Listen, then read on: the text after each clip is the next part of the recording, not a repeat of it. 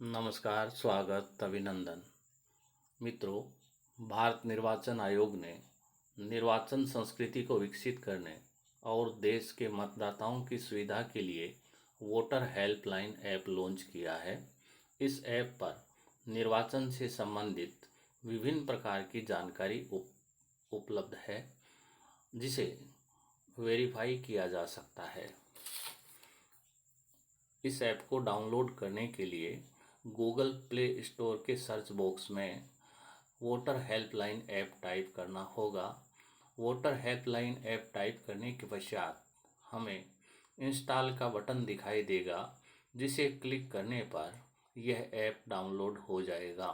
Download होने के बाद ओपन का बटन दिखाई देगा, जिसे क्लिक करने पर डिस्क्लेमर पेज खुलेगा। डिस्क्लेमर पेज के नीचे आई एग्री को टिक कर आगे बढ़ेंगे।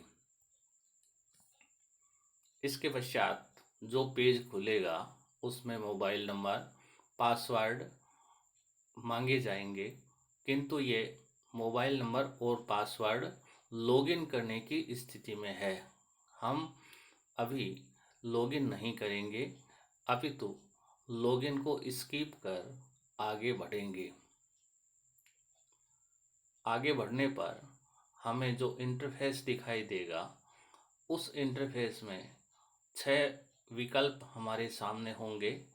Voter registration, complain, voter information, booth navigator, results और कैंडिडेट इन्फॉर्मेशन। इसके अलावा नीचे 5 और ऑप्शन दिए गए हैं। एक्सप्लोर यानी जो मेन्यू बार है, करंट, पर्सनल वॉलेट, गैलरी और डाउनलोड। इनकी चर्चा हम आगे करेंगे। इस पेज के सबसे ऊपर search your name in electoral roll अर्थात मतदाता सूची में नाम खोजने के लिए, नाम देखने के लिए यह सर्च बॉक्स दिया गया है। इसे क्लिक करने पर हमारे सामने 3 विकल्प होंगे: search by barcode, search by details, search by epic number. अर्थात हम तीनों तरीकों से अपनी जानकारी प्राप्त कर सकते हैं। जो नए एपिक आ रहे हैं उसमें बारकोड प्रिंट होता है, जिसे हम स्कैन कर सर्च बाय बारकोड के द्वारा अपनी जानकारी प्राप्त कर सकते हैं। दूसरा जो विकल्प है सर्च बाय डिटेल्स, इसे क्लिक करने पर नाम, संबंधी का नाम, आयु, जेंडर, राज्य का नाम, जिले का नाम और निर्वाचन क्षेत्र का नाम पूछा जाएगा। इन सूचनाओं की पूर्ति करने के पश्चात हम सर्च का बटन दबाएंगे। नाम, पिता का नाम, आयु, तीनों का अंकन करने के पश्चात जेंडर को सिलेक्ट करना होगा। फिर राज्य का नाम सिलेक्ट करना होगा। राज्यों के नामों की सूची यहाँ दी गई है। जिस राज्य से संबंधित है मतदाता, उस राज्य का चयन करेगा। इसके पश्चात जिले का नाम पूछा गया है। जिस राज्य का हम चयन करेंगे उसके सभी जिलों के नामों की सूची डिस्प्ले होगी, जिसमें से मतदाता अपने जिले का नाम सिलेक्ट करेगा।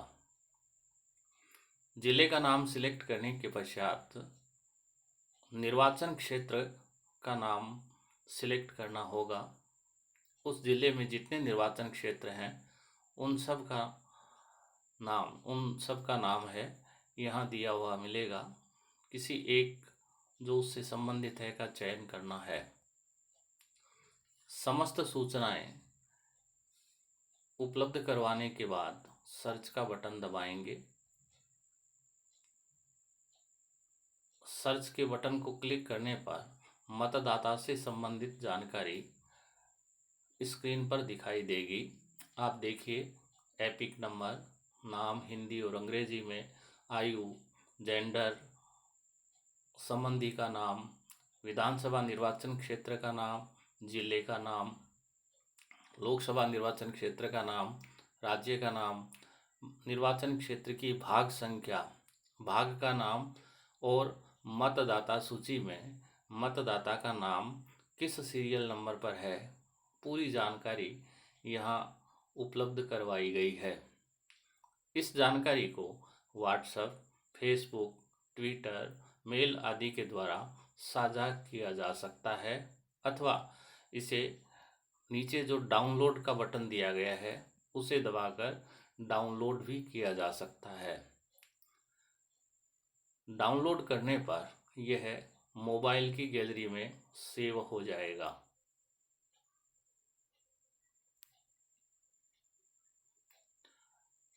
अगर हम तीसरे ऑप्शन का उपयोग करते हैं, सर्च बाई एपिक नंबर, तो ऐसी स्थिति में हमें सर्च बॉक्स में एपिक नंबर टाइप करना होगा तथा सर्च का बटन क्लिक करना होगा।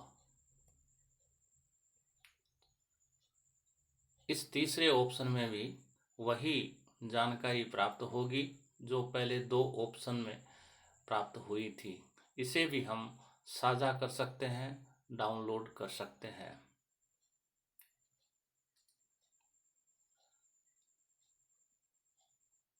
अब आगे चलते हैं वोटर रजिस्ट्रेशन। अगर कोई मतदाता पहली बार अपना नाम लिखवा रहा है अथवा अपना नाम एक निर्वाचन क्षेत्र से दूसरे निर्वाचन क्षेत्र में शिफ्ट करवाना चाहता है या एक निर्वाचन क्षेत्र के एक भाग से दूसरे भाग में अपना नाम शिफ्ट करवाना चाहता है, विशिष्टियों में किसी भी तरह का संशोधन चाहता है या अपना एपिक रिप्लेस करवाना चाहता है, तो ऐसी स्थिति में वोटर रजिस्ट्रेशन पर क्लिक करना होगा। इसे क्लिक करने पर 6 ऑप्शन हमारे सामने आएंगे।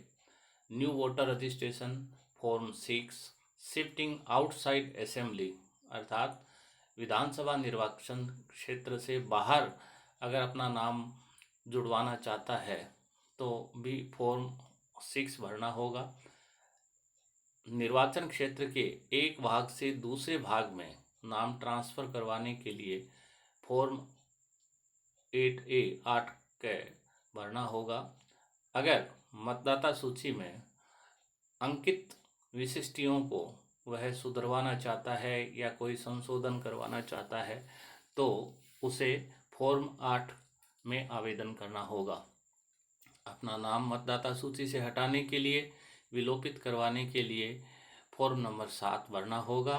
और अगर वोटर आईडी, मतदाता पहचान पत्र, एपिक गुम हो गया है, खराब हो गया है या अन्य किसी कारण से वह बदलवाना चाहता है तो उसे फॉर्म 001 में आवेदन करना होगा। सबसे पहले हम नए मतदाता के रूप में पंजीकरण के लिए किस तरह से आवेदन करते हैं, प्रक्रिया जानेंगे। यहाँ 2 विकल्प दिखाई दे रहे हैं, न्यू वोटर रजिस्ट्रेशन और दूसरा है ओवरसीज वोटर रजिस्ट्रेशन। 2 प्रकार के मतदाता हुए, एक वे व्यक्ति जो भारत के नागरिक हैं और भारत में रह रहे हैं। दूसरे वे व्यक्ति जो भारत के नागरिक हैं किंतु शिक्षा, रोजगार अथवा अन्य कारणों से वह भारत से बाहर रहते हैं। ओवरसीज अर्थात अप्रवासी, जिसे हम NRI भी कहते हैं, को भी मत देने का अधिकार है। उनका नाम भी मतदाता सूची में लिखा जाएगा। सबसे पहले हम न्यू वोटर रजिस्ट्रेशन अर्थात जो भारतीय नागरिक भारत में रह रहे हैं किस तरह से अपना रजिस्ट्रेशन करवाएंगे, वोटर लिस्ट में नाम लिखवाएंगे की प्रक्रिया जानते हैं। वोटर हेल्पलाइन ऐप से संबंधित ये असिस्टेंट है। लेट्स स्टार्ट पर क्लिक करेंगे। इसे क्लिक करने के पश्चात हमसे जानकारी मांगी गई है, are you applying for the voter ID first time, अर्थात एपिक कार्ड के लिए पहली बार आवेदन किया जा रहा है? अगर हाँ तो यस, नहीं तो नो। तो इस उदाहरण में हम पहली बार आवेदन कर रहे हैं, इसलिए यस को क्लिक करेंगे और आगे बढ़ेंगे। अगले पेज पर are you citizen of India, इसमें भी 3 विकल्प दिए गए हैं। यस, दूसरा, पहला है यस मैं भारतीय नागरिक हूँ और भारत में रहता हूँ। दूसरा है यस यानी मैं भारतीय नागरिक हूँ लेकिन मैं भारत से बाहर रहता हूँ। और तीसरा जो विकल्प है no, not an Indian citizen, अर्थात मैं भारतीय नागरिक नहीं हूँ। तो चूंकि ये जो उदाहरण है वो एक भारतीय नागरिक का है और भारत में रह रहा है, इसलिए यस पर क्लिक करेंगे और आगे बढ़ेंगे। इसके बाद राज्य का नाम और जन्म तिथि का प्रमाण पूछा जाएगा। राज्य का नाम हम सिलेक्ट करेंगे। इसके पश्चात जन्म तिथि का प्रमाण हम सिलेक्ट करेंगे, डॉक्यूमेंट अपलोड करेंगे। पहले जन्म तिथि भरेंगे सिलेक्ट करके। जन्म तिथि भरने के पश्चात select date of birth document, इसके लिए हम चयन करेंगे। सूची दी गई है, Aadhaar card, birth certificate, marksheet of class 10th 8th और 5th, pan card, driving licence और बपटिज्म सर्टिफिकेट। ये ईसाइयों से संबंधित होता है। जब ईसाइयों का नामकरण होता है अथवा प्रथम बार जल ग्रहण होता है तो उस समय एक प्रमाण पत्र जारी किया जाता है जिसमें डेट ऑफ बर्थ लिखी जाती है। ये भी मान्य है। जिस डॉक्यूमेंट को हम चुनते हैं उसे अपलोड करना होगा। अपलोड 2 तरीके से किया जा सकता है, मोबाइल से और दूसरा डिजी लॉकर से। अगर मतदाता के पास डिजी लॉकर है तो उससे भी वह अपलोड कर सकता है। मोबाइल से अपलोड भी 2 तरीके से किया जा सकता है। अगर गैलरी में उसके पास पहले से सेव है तो वह वहाँ से ले सकता है अथवा डायरेक्ट फ़ोटो भी खींच सकता है। इस उदाहरण में मोबाइल की गैलरी में सेव डॉक्यूमेंट को लिया गया है। ये डॉक्यूमेंट पैन कार्ड है, इसको सिलेक्ट किया जा रहा है। अपलोड कर दिया। अपलोड करने के बाद इस तरह से दिखाई देगा अटैच्ड, और फिर हम आगे बढ़ेंगे। इसके पश्चात फोटो अपलोड का ऑप्शन आएगा। फोटो भी हम उसी तरीके से जिस तरीके से हमने जन्म का प्रमाण अपलोड किया था अपलोड करेंगे। इसके बाद आगे बढ़ेंगे। फोटो अपलोड करने के बाद जेंडर सिलेक्ट करना होगा, नाम लिखना होगा। नाम हिंदी और अंग्रेजी दोनों में लिखना है। आप अंग्रेजी में नाम लिखेंगे तो हिंदी में रूपांतरण स्वतः हो जाएगा। अगर किसी भी तरह की वर्तनी संबंधी अशुद्धि रहती है तो आप उसे एडिट कर सकते हैं। सरनेम लिखना होगा, मोबाइल नंबर, ईमेल आईडी। इसके पश्चात आपको अपने आवास का पता लिखना होगा।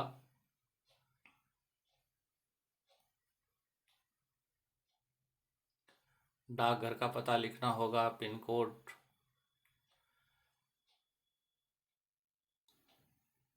जहां आप रह रहे हैं वह टाउन है या सिटी है, मेट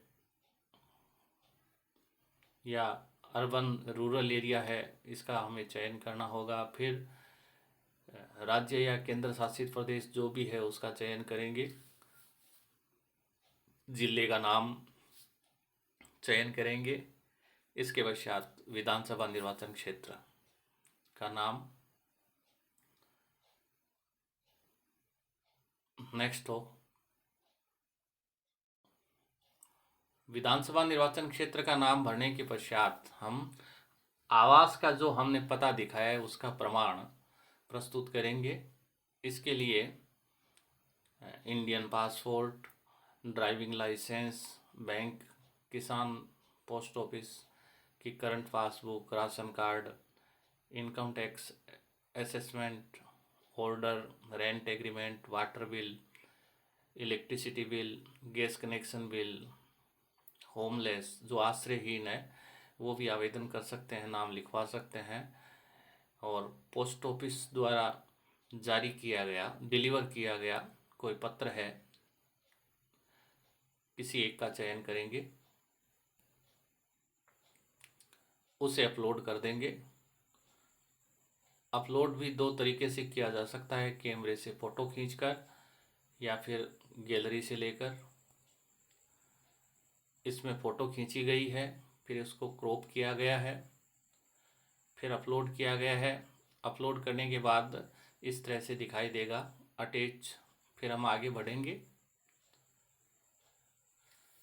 आगे बढ़ने के बाद सामान्य घोषणा की जाएगी, जनरल डिक्लेरेशन, जिसमें अपना नाम और स्थान का नाम लिखा जाएगा और डन को क्लिक किया जाएगा। डन को क्लिक करते ही रेफरेंस आईडी हमें प्राप्त होगी, थैंक यू का मैसेज आएगा और साथ में रेफरेंस आईडी प्राप्त होगी।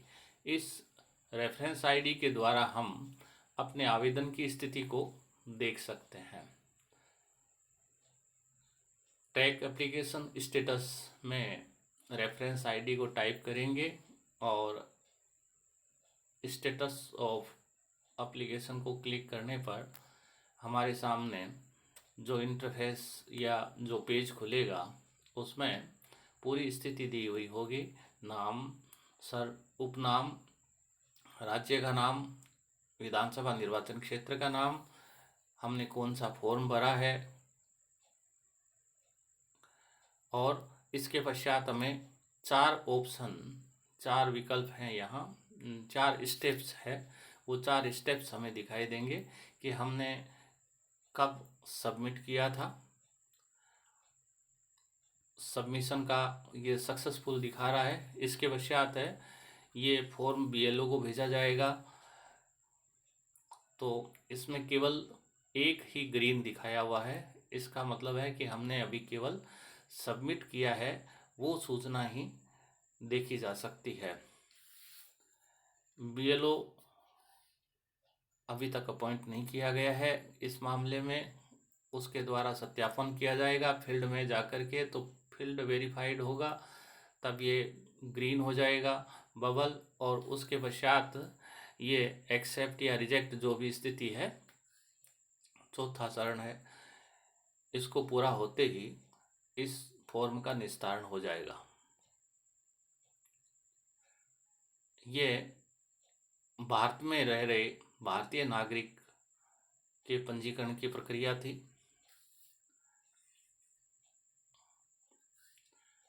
ओवरसीज वोटर्स के लिए भी यही प्रक्रिया है। इसी तरह से ओवरसीज वोटर्स है, अप्रवासी भारतीय है, वो अपना नाम लिखवा सकता है, किंतु उसे फॉर्म 6K भरना होगा। 6 की जगह 6K भरना होगा, और पते के प्रमाण के रूप में केवल पासपोर्ट ही मान्य होगा। उसके पासपोर्ट में जो पता है वह पता निर्वाचन क्षेत्र के किस भाग में आता है, जिस भाग में आ रहा है उसी भाग में उसका नाम लिखा जाएगा, और वोट भी वह अप्रवासी भारतीय मतदाता पासपोर्ट के आधार पर ही देगा, उसे एपिक जारी नहीं होगा। शेष प्रक्रिया वही है। मेन्यू बार में एक्सप्लोर बटन को दबाने पर हमारे सामने बहुत सारे विकल्प, बहुत सारी सूचनाएं प्रदर्शित होंगी। Download e EPIC, online voter services, voter education में भी है वो रजिस्ट्रेशन, इलेक्शन, ईवीएम टेक्नोलॉजी, और इलेक्शन में भी current election, past election, future election, इस तरह की सूचनाएं हमारे सामने प्रदर्शित हो रही है। कैंडिडेट पॉलिटिकल पार्टीज के संबंध में भी सूचनाएं इस पर उपलब्ध रहेंगी।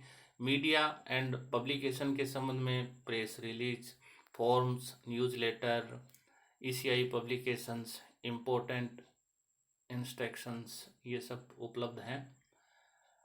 अदर ऐप जो भी है, एनवीएसवी पोर्टल है और मेड इन ईसीआई है, C vigil on play store है, PWD app on play store है, इसकी जानकारी भी उपलब्ध है। फीडबैक भी इसमें दिया गया है। लीगल जानकारी जिसमें term of service, privacy policy, disclaimer, ये सब है। अगर हम ये ऐप किसी को साझा करना चाहते हैं तो लिंक यहाँ उपलब्ध है। इसके अलावा about election commission of India अर्थात ईसीआई के बारे में इस पर जानकारी है। बूथ नेविगेटर के संबंध में है, और अगर हम संपर्क करना चाहते हैं तो कॉन्टैक्ट अस का टेप भी इसमें दिया हुआ है। इलेक्शन के अंतर्गत हम हमारा जो निर्वाचन क्षेत्र है उसके बारे में जानकारी प्राप्त कर सकते हैं। ईवीएम वीवीपैट के बारे में जानकारी प्राप्त कर सकते हैं, और इसके अंतर्गत हिस्ट्री ऑफ ईवीएम के बारे में जान सकते हैं। टेक्निकल सिक्योरिटी के संबंध में जान सकते हैं, और ईवीएम वीवीपैट से संबंधित हमारी कोई शंकाएं हैं, प्रश्न है तो एफएक्यू के अंतर्गत जान सकते हैं। ट्रेनिंग और अवेयरनेस से संबंधित इसमें फिल्म्स दी गई है, वीडियो दिए गए हैं, देख सकते हैं। इसके अलावा टाइप्स ऑफ इलेक्शन के बारे में, करंट इलेक्शन के बारे में, अपकमिंग अर्थात भविष्य में होने वाले चुनावों के बारे में भी हम जान सकते हैं। और विधानसभा, लोकसभा जो ये सदन है, इनकी अवधि और इनके बारे में हम यहाँ जान सकते हैं।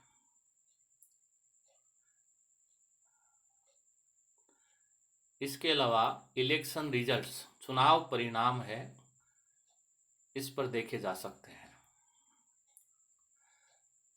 चुनावों के बारे में भी इसमें आम चुनाव, उपचुनाव और चुनाव कब हुआ, कब होने वाला है के बारे में पूरी डिटेल दी गई है। अगर हम किसी चुनाव के बारे में जानना चाहते हैं तो पहले हम असेंबली या पार्लियामेंट जो भी है उसको चुनेंगे, फिर इलेक्शन कब हो रहे हैं, आम चुनाव है अथवा उपचुनाव है, इसके बारे में सिलेक्ट करेंगे। फिर जिस राज्य के बारे में हम जानना चाहते हैं उस राज्य को सिलेक्ट करेंगे। उस राज्य के निर्वाचन क्षेत्र जिसके बारे में हम जानना चाहते हैं को सिलेक्ट करेंगे। सिलेक्ट करने के पश्चात है वो हमारे सामने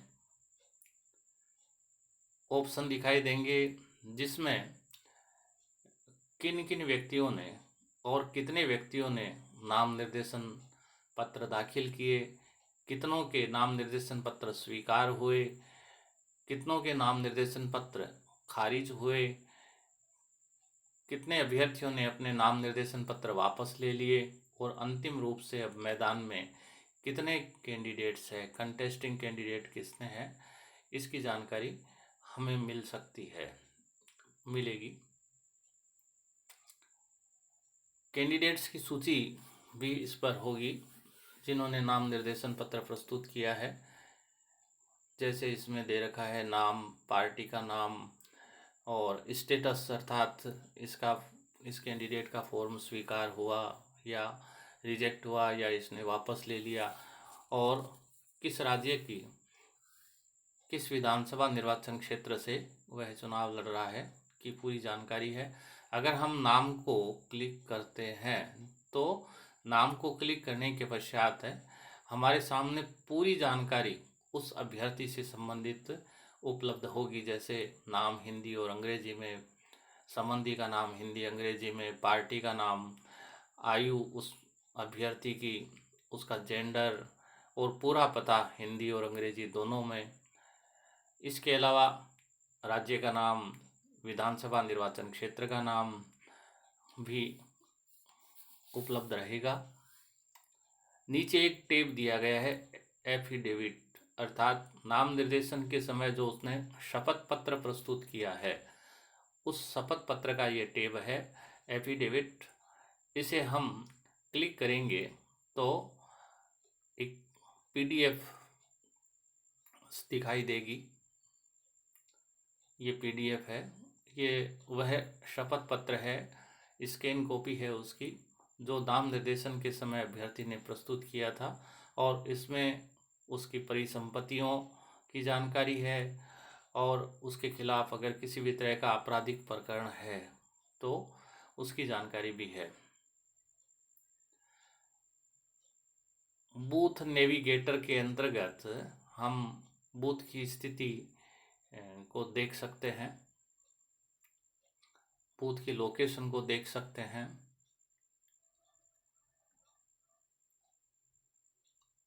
रिजल्ट के बारे में जानने के लिए भी दो ऑप्शन हैं, जनरल असेंबली इलेक्शन और बाई इलेक्शन। संबंधित का हम चयन करेंगे। हम विधानसभा निर्वाचन क्षेत्रवार परिणामों का रुझान भी देख सकते हैं, जैसे इसमें दिखाया गया है। ये रुद्र प्रताप है, इसको कुल 96,972 वोट मिले हैं और ये जीत गया है। और पिपीली उड़ीसा विधानसभा निर्वाचन क्षेत्र से ये अभ्यर्थी था। रिजल्ट डिक्लेयर हो चुका है। हम किसी कैंडिडेट को, अभ्यर्थी को बुकमार्क करना चाहते हैं तो कर सकते हैं इसके द्वारा। पार्टी वाइज रुझान भी हम देख सकते हैं कि किस पार्टी को कितने वोट मिले, कितनी सीटें उसने प्राप्त की। ये रुझान दिखाए गए हैं। यहाँ एक पार्टी का नाम है और क्योंकि अभी तक एक ही सीट जीती गई है इसमें, बाकी रेस्ट ऑफ द अबव शून्य है।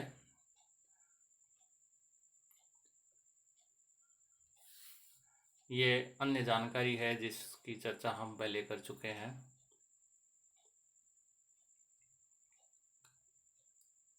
करंट या प्रेस रिलीज में निर्वाचन आयोग द्वारा जो सर्कुलर जारी किए जाते हैं, आदेश जारी किए जाते हैं, या आम चुनाव, उपचुनाव के संबंध में जो शेड्यूल जारी किया जाता है की जानकारी उपलब्ध रहती है। ईसीआई गैलरी में आयोग द्वारा जो समय समय पर गतिविधियां आयोजित की जाती है उनके फोटोज उपलब्ध रहते हैं।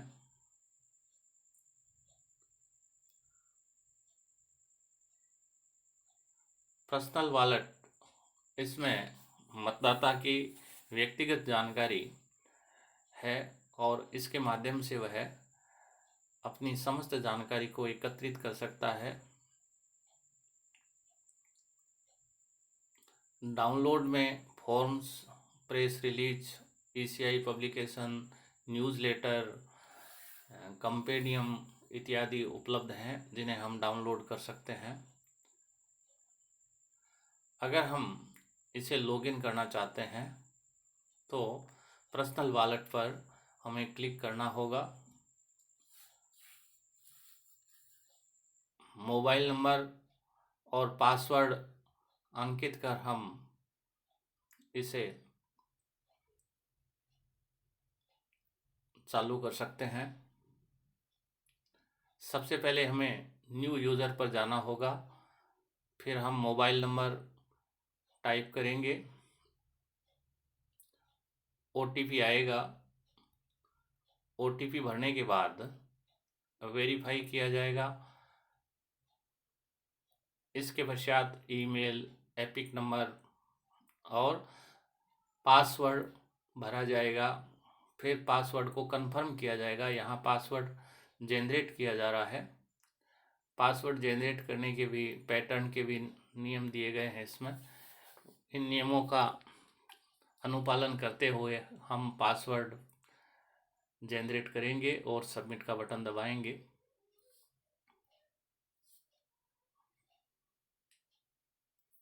हमारा पासवर्ड है वो जनरेट हो गया सक्सेसफुली।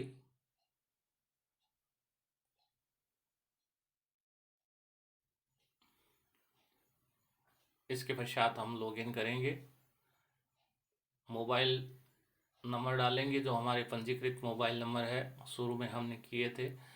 फिर पासवर्ड डालेंगे और लॉगिन करेंगे।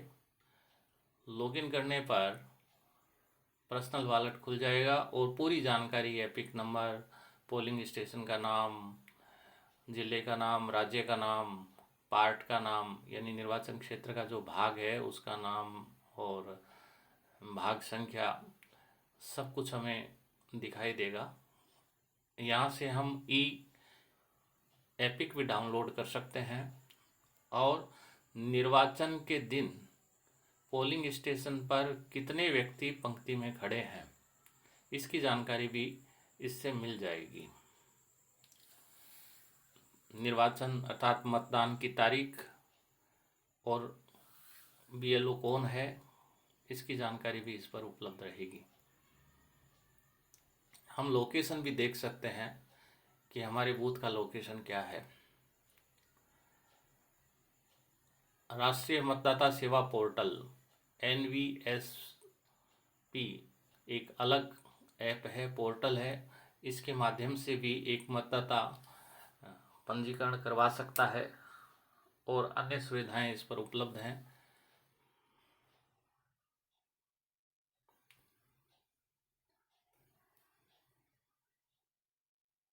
धन्यवाद, आभार, नमस्कार।